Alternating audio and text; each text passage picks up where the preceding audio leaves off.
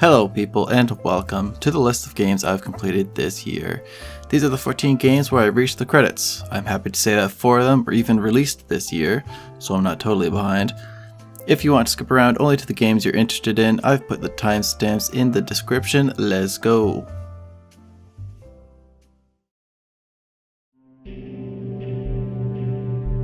Thomas was alone.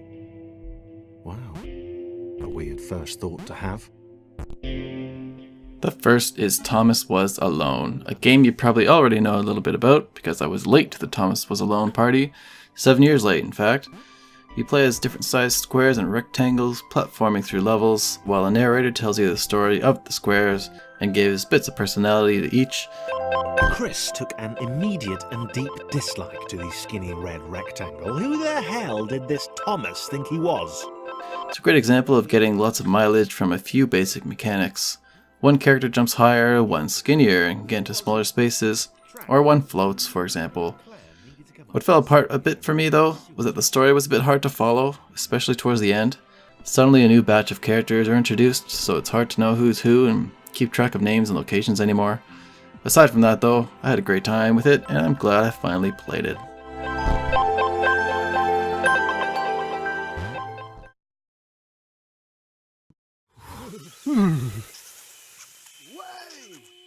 Hidden Folks is a hidden object game, originally released on mobile, but it's made its way onto Steam.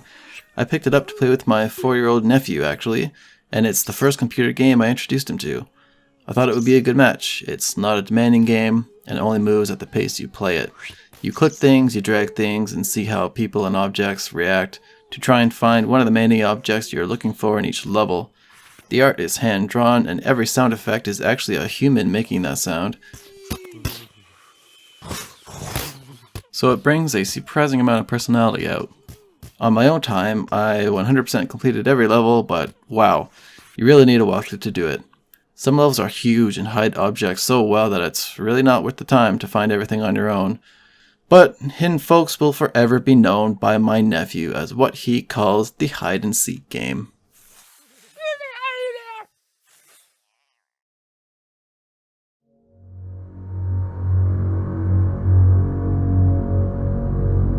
The Beginner's Guide doesn't feel like any other game.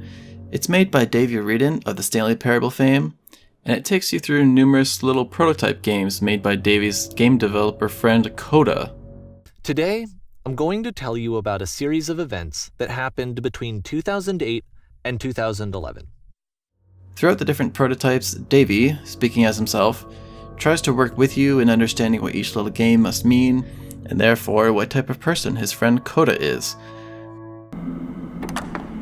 Once you've been slowed to an absolute crawl, the door at the top of the stairs opens.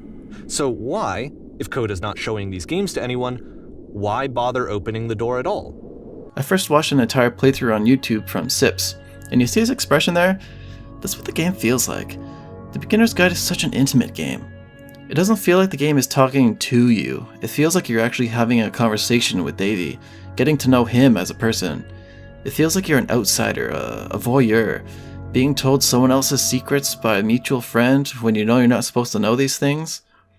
It feels a bit wrong, a bit gross, but you can't turn away because these mysteries you're becoming familiar with just keep getting deeper and deeper as you go along. And finally, at the very end, you learn one final thing that just changes everything.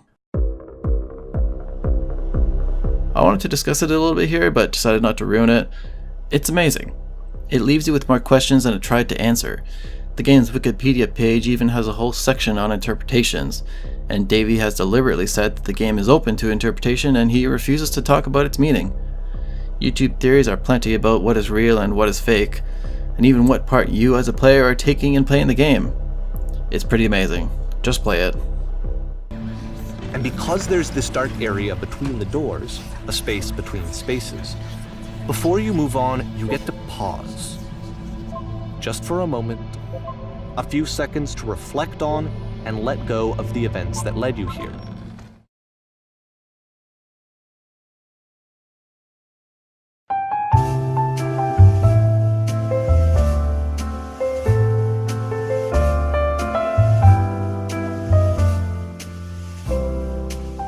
The Dead Rising series of games were always very intimidating to me.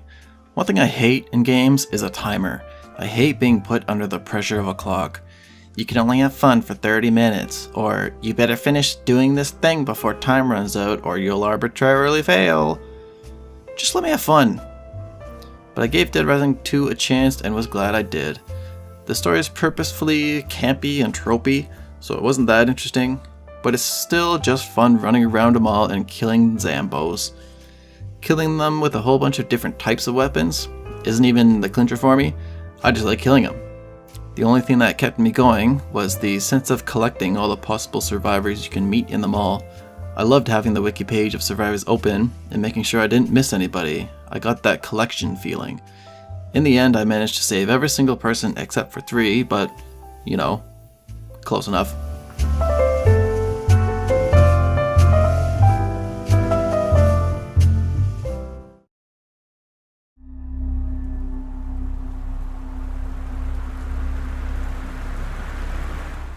Gone Home is a game I've heard great things about for years, as a defining staple in interactive narrative games, but I took forever to give it a try. You play as Katie, a 21-year-old in 1995, returning to your family's empty home in Oregon, finding a note from your 18-year-old sister saying that she's disappeared and doesn't want you trying to find out what happened. You explore the house and pick up and read objects, trying to figure out where everybody is. Gone Home has a great story to tell that you won't find in many other games. It does a great job at putting you in the shoes of a young adult or teenager in 1995, and reminds you of those feelings and emotions you used to have when you were that age. The game starts off a bit scary. At first the house is dark and spooky, you hear creaking noises and wonder if there's someone or something behind you, but eventually you flick on all the lights and you end up feeling alone. It's a fictional game about real people and what real relationships are like. And it throws in some social commentary but doesn't beat you over the head with it. If any of that interests you, I definitely recommend giving it a try.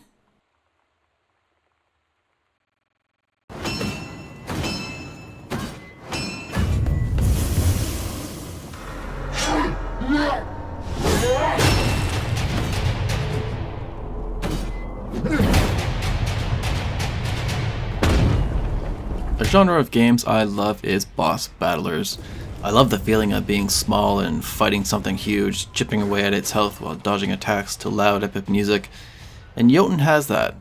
It has hand-drawn animation and a backdrop of Norse mythology, but it also has a painfully slow-moving camera that is zoomed in way too much 95% of the time, and wide open spaces filled with nothing that take forever to run through, and some huge levels that are impossible to figure out where to go without looking up what the entire map layout is.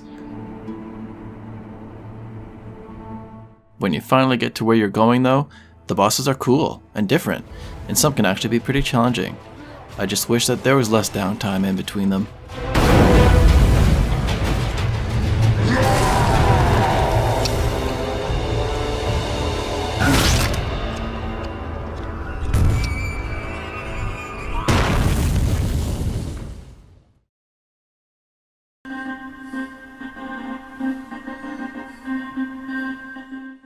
Mushroom 11 is another mixed bag for me. It's a unique gameplay idea, used the mouse to destroy part of the ever-growing mushroom and move through the levels that way. There's plenty of interesting ideas of how you move through these obstacles and solve puzzles, and the few boss battles are varied and different in their own ways, but after the first hour, I felt like I saw everything there was to see. I really had to force myself to come back to it for one final push just to make sure I finished it. Since your mushroom blob is controlled by physics, it can get frustrating to try getting it to move a certain way, but no matter what you do, you just can't swing fast enough or jump high enough, having to repeat an entire sequence of events over again. It was an interesting game, but I'm glad it didn't drag on any longer than 3 hours.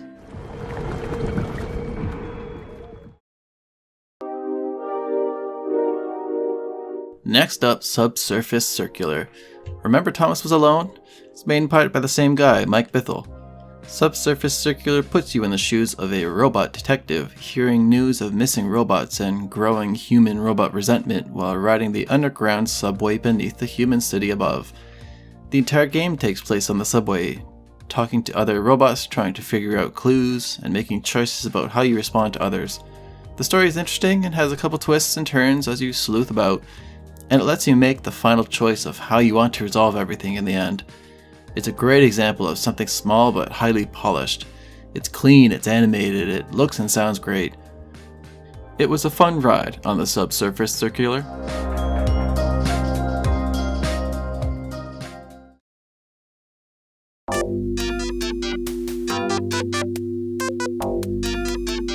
Didn't expect a DOS game, did ya? When I was a wee little kid, I would play DOS games on my grandmother's computer, and Commander Keen 4 was one of them. Near the end of the year, I ended up on archive.org looking for games from my childhood, and there I found it, free to play in a browser. I never beat it as a kid, so now was the time. At about the halfway point through, I started looking up the maps for each level and kept those open while I played. It's not a terribly hard game mechanically, but figuring out where to go in each level can be a pain. I mean, just look at this one. I specifically remember this level from my childhood just because it always felt so huge and I didn't know where to go to get all the keys. It's mean. Come on, game. I was 5.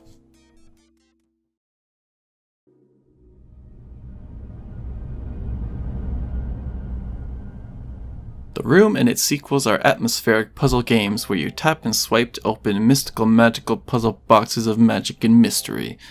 It's one of the only smartphone games I've ever purchased, and I originally played and beat it on Android, but getting and trying the PC port was awesome.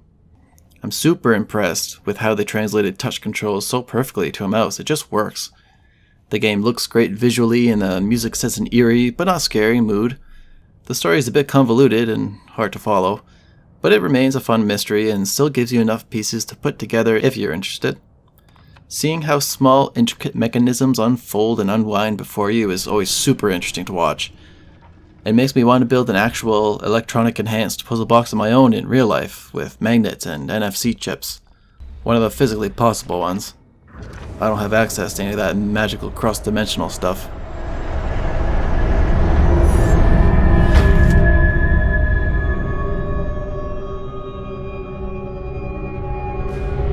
If you thought the first Room looked cool, the Room 2 is even better. Objects and textures are very detailed, music is eerie, and sound effects set a much scarier vibe than the Room 1.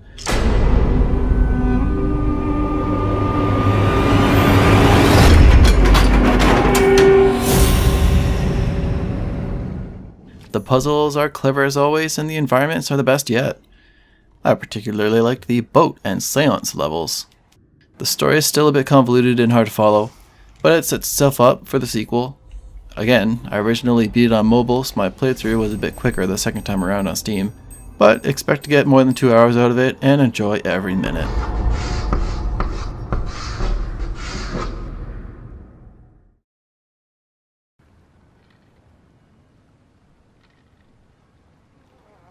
A game about a man in a pot using a sledgehammer to climb a mountain.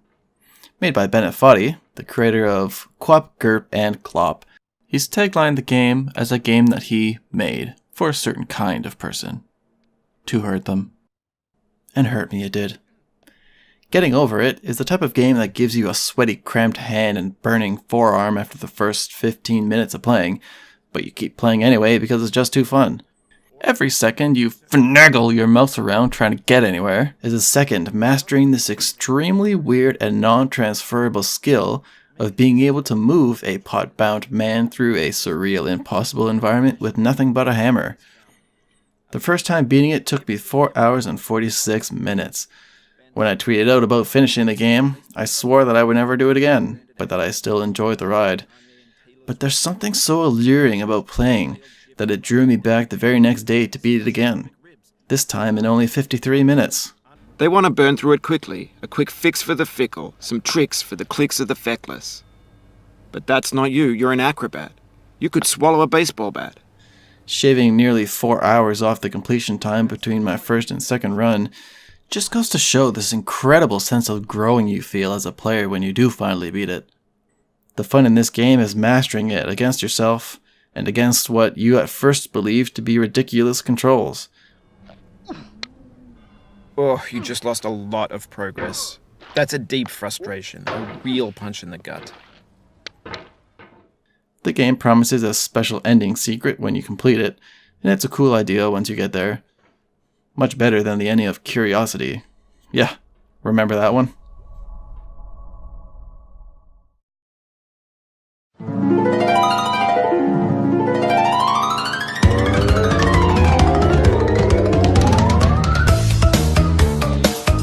Here's another classic from my childhood, Crash Bandicoot. When I was a kid with a PS1, we rented Crash 1 from I think Blockbuster one week, and oh, we had a blast. Later we owned Crash 2, 3, Crash Team Racing, a great kart racer, and Crash Bash, a great party game. Getting to go back and play the levels I remembered was a blast. If you ever played Crash 3, this music feels so nostalgic.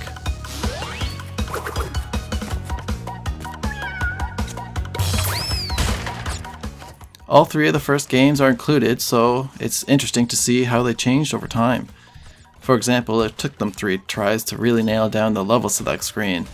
In Crash 1 it was a single track of levels, Crash 2 had hubs of levels that were connected, but slow to transition between, but finally Crash 3 figured it out, and just had one level hub where you could select any level in the game. The games are incredibly faithful to the originals. Levels are the exact same, controls are the exact same, but that does mean that old problems still pop up. It's very difficult to judge depth when jumping into or out of the screen, and performing the dash jump can be a little picky whether it wants to work or not. Regardless, I had such a fun time that I went back to 100% the original and get more gems in the second. At that point though, I was a little burned out and didn't return to the third.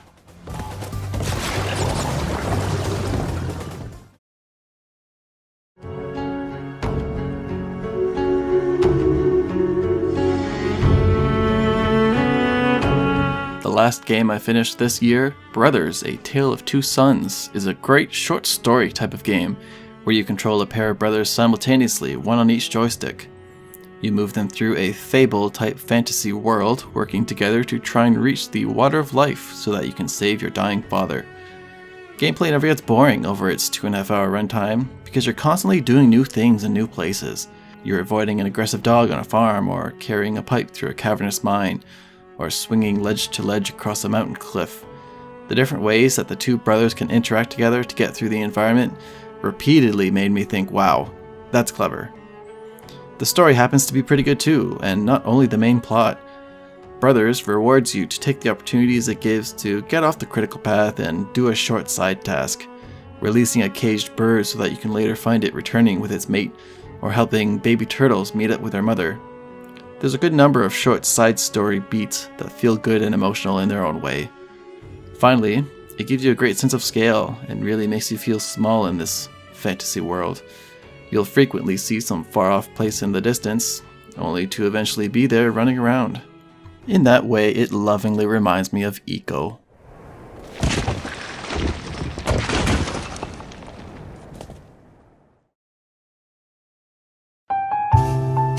And that's the list from this year. As I get older, I find it harder and harder to commit to starting a long 20+ hour single player game, which is why I've made a real effort to try playing many more shorter games. Get some variety, right? I like finding games that are short, sweet, high quality goodness. Next year I'll keep it up, but also try to include some more long form games too. But that's it for now, so may your backlog be long, and thanks for watching.